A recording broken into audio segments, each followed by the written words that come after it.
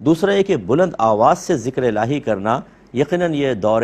سرکار صلی اللہ علیہ وسلم یا دور صحابہ میں رائج نہیں تھا، یہ بعد میں ہوا۔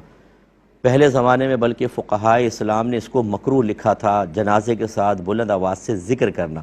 لیکن یہ مکروہ تحریمی نہیں، مکروہ تنزیہی، یعنی نہ کرنا بہتر ہے لیکن کریں تو کوئی گناہ گار نہیں، کیونکہ ذکر الہی سے شریعت نے کوئی منع نہیں کیا، بلکہ وہ وقت ایسا ہے کہ اگر ذکر الہی کریں گے تو باعث نزول رحمت ہوتا ہے، تو مردے کے لیے راحت کے سامان ہونے کا امکان ہے۔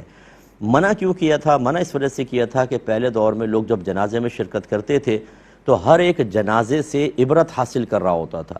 اور یہ جو سوچ ہے، فکر ہے، یہ ظاہری ذکر سے کہیں زیادہ بہتر ہے کہ ظاہری ذکر تو ویسے غفلت سے بھی آدمی کرتا ہے، لیکن جب انسان سوچتا ہے، غور کر رہا ہوتا ہے، اپنی موت کو یاد کر رہا ہوتا ہے، اس کے اثرات بہت زیادہ ہمارے ظاہر و باطن پہ پڑتے ہیں، نفس و شیطانی کی گرفت کمزور ہوتی ہے، انسان آخرت کی طرف مائل ہوتا ہے۔ اس لیے امام غزالی رحمۃ اللہ علیہ نے اپنے زمانے کے بارے میں لکھا کہ ہمارا زمانہ ایک ایسا زمانہ ہے، یا ایک روایت میں یہ ہے کہ پہلے ایسا ہوتا تھا کہ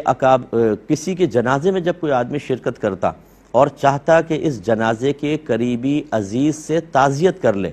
تو اسے سمجھ میں نہیں آتا تھا کہ اس کے قریبی عزیز کون ہے، اس لیے کہ ہر شخص غم میں ہوتا تھا اور بہت ہی زیادہ وہ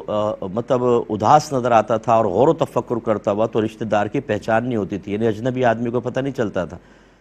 لیکن جیسے جیسے پھر زمانہ آگے بڑھتا رہا، اب آپ دیکھیں گے، آپ بھی شرکت کرتے ہیں، جنازہ چل رہا ہوگا، شروع میں تو جوش سے اٹھائیں گے، اس کے بعد 10-12 رہ جائیں گے، باقی سارے پیچھے چل رہے ہوں گے، اور آپس میں باتیں، بعض اوقات تو مذاق، بعض اوقات موبائل پر کاروباری ڈیل چل رہی ہوں گی۔ اس وجہ سے فقہاء نے فرمایا کہ اب اگر ہم لوگوں کو خاموشی کا حکم دے تو بہت زیادہ غفلت، تو بہتر نہیں ہے کہ انسان بلند آواز سے ذکر کر لے تاکہ اس کی توجہ مردے کی طرف رہے، تو عبرت بھی حاصل ہوگی، لہٰذا اب یہ ذکر کرنا کوئی منع نہیں ہے، بالکل کر سکتے ہیں۔